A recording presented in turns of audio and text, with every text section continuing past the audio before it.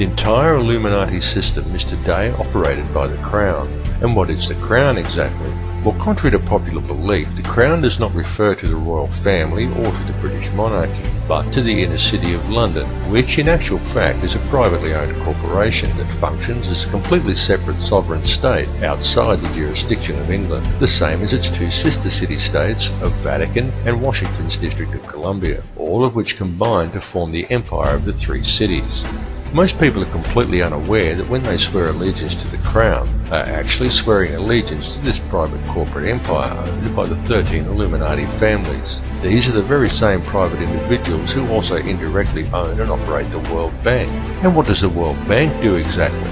Well, apart from other things like control global oil prices, it lends money to whole countries by supplying each country's Federal Reserve Bank, and then it collects interest on these loans, which is paid by taxing the labour of the peoples of each country. Now let me just run that by you again so you clearly understand how this works. If you live in a country that has a Federal Reserve Bank, then the World Bank, a privately run company that is able to legally create money from thin air, is who supplies your country with money at interest. And you, as the individual, is required to pay a tax on your labour to pay off the interest on the government's loan from this private bank.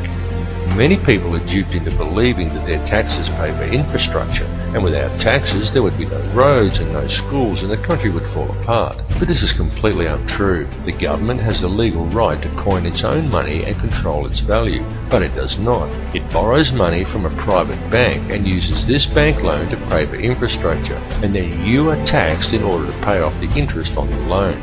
Interest which, from a business perspective, is pure profit for the international banksters.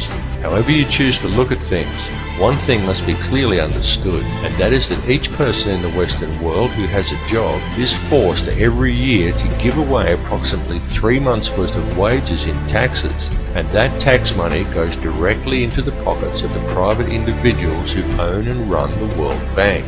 It's one big privately run scam. And if you ever allow yourself to be microchipped and cash money is abolished altogether, which is their plan, then all bills and all taxes will automatically be removed from your account when they are due, whether you actually owe the money or not. And if you complain about the system, well then they can simply turn off your chip. Since all commerce will centre around the chip, you will not be able to buy food or pay rent or do anything at all, and there will be absolutely nothing whatsoever that you can do about it. And that is their goal, to limit the size of the population on Earth and to microchip those that are left. And then it's game, set and match, and total control of the world and everyone in it will be in the hands of an international cartel of criminal banksters. This whole scam is being planned and carried out very methodically. It is these people and their minions and puppets who attend such gatherings as Bilderberg meetings and the Bohemian Grove Summer Festival, and who still adhere closely to the schools of ancient mystery, which many such as the late Bill Cooper have referred to as the ancient mystery religion. However, it is more a mechanism of control designed to reach an ultimate goal than a religion. Though steeped in ritual and what many would term black magic, it is simply a system. The Illuminati system, and though its workings seem complex to the layman, in reality it's quite simple, and it's also very easy to see once one has acquired the correct manner of looking at things. And there is definite purpose and reason in the ritualistic nature of this system, in its use of numerology, symbolism and ritual, and all that is needed to realize this is a deeper understanding of the true nature of the universe and how we are all connected to it. However, this film directs its focus on the system itself and a key to the system functioning, which is through covert control of the money supply by very few people. It is crucial that people become aware of this issue because the methods by which society could free itself from this system of control are also very simple. Once a person has gained an understanding of the true realities of this world we live in, and this is not as difficult a task as you may at first think, because due to its complexities, the illusion the elite have created that most perceive as reality is a very fragile one. It is fragile because it is not reality. The reality is that the world does not have to be this way at all. It does not have to be heading in the direction that it is heading. People do not have to live in a never-ending sea of self-generating debt. Wars do not have to be fought, and children do not have to starve. And don't think people starve because the world is overpopulated. Don't believe what the television tells you. The world isn't overpopulated at all. In fact, let's look at it realistically with a simple comparison of population versus land mass, and we can do a rough estimate and formulate a quick hypothetical to demonstrate this very easily. There are approximately 6 billion people in the world, and there is 2.97 million square miles of land in the island continent of Australia. 2.97 million square miles breaks down to 1,900,800,000 acres, which then converts down to 7,603,200,000 quarter-acre blocks of land. So, we could hypothetically give every person in the world a quarter-acre block of land, and they would all fit into an area the size of Australia. Each would have enough land that they could all have gardens and grow a substantial supply of their own food, and we would still have 1,603,200,000 quarter-acre blocks, or an area roughly half the size of Queensland, left over, plus the entire rest of the world. Now just pause to let that sink into your brain for a second. All the people, that's every man, woman and child on Earth, would comfortably fit inside Australia. Each individual person could have a quarter-acre block of land, and we would still have half of Queensland and the entire rest of the planet left unoccupied. The world is not overpopulated at all. It is just very badly managed, and you need have absolutely no doubt whatsoever that this bad management is intentional and it is methodical. It would, however, be very simple to fix things, and all that is required is for people to wake up to how much they are being lied to and how much they are being scammed. And this goes for everyone. People really need to gain an understanding of how this system actually works, because this bad management is crippling the world and it is crippling the people. The methods that are used to do this become truly transparent once a person has gained a clear enough vision to see it, and people really do need to open their eyes and see it right now, because now that the world has been made smaller, and now that all the resources have been discovered and there are no frontiers left to conquer, the criminal elite intend to carry out a mass depopulation of this world, and their plan to do this is well underway.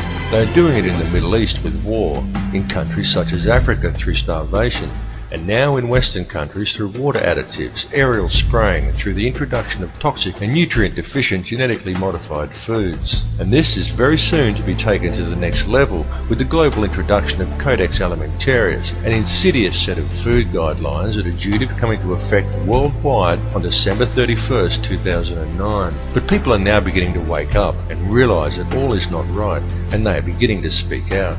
The police need to understand this situation and take action to address these matters as well, and this is very important, and there is no reason why the police should act against the people who are waking up and speaking out against this corrupt system, for the police are also being scammed just as badly and in some ways even worse than everybody else.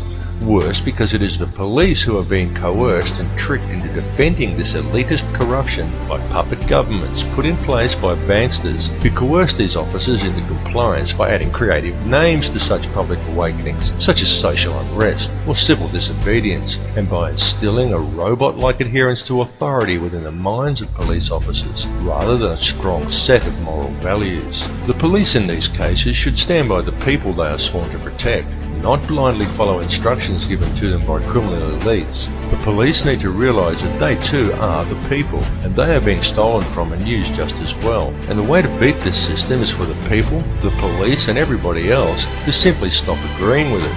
And also the politicians who bow to these corrupt money cartels and enact these ridiculous pieces of legislation. These politicians need to seriously think about what they are doing. They need to realise that these money cartels don't care about them or their families. These politicians have children and grandchildren who are also going to have to live in this world that is being created. And don't kid yourself that there's a politician in a position of power somewhere who isn't a puppet. All are puppets of the money cartels without exception. These people may well have been voted into power, but the voting process is simply theatre for the masses to promote the illusion of people's choice. The people may vote for one particular candidate over another, but they do not get to actually decide who these candidates will be to begin with. The people of the world need to realise their own potential and wake up from the dream that they are living in. Forget what you were told and trained to do by the TV, because it's a lie. TV is there to train people what to think and how to act. End of the list. It is nothing more than a tool of propaganda that has successfully brainwashed 95% of the Western world by feeding people manufactured news, disinformation, and giving people an utterly false perception of the world and of their relationship to each other. Turn your TV off and leave it off. After even a month of no TV, you'll be surprised at how much better and how much healthier you feel. It needs to be clearly understood by people everywhere that the elite only have the power over the people that the people themselves grant to them. So stop giving it to them. Stop doing what the TV tells you, and stop complying with the system. Understand that there truly is no division among the people of the world. No matter who they are or where they are from, we are all people and we are all one. It is through the constantly promoted illusion of division that the system is able to function, but in order for it to do so, it needs public compliance. Stop complying and you will shut the system down. You will shut it down completely, because if people stop complying, it will simply implode. It will collapse like a house of cards, and all it would take for this to occur is global awareness of how it really